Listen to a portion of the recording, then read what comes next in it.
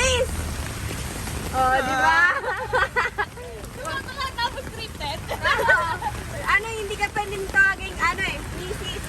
Kasi isa ka ino-spam sa ating ina. Nasa yung mga anak mo, Miss! O, sige ako dito.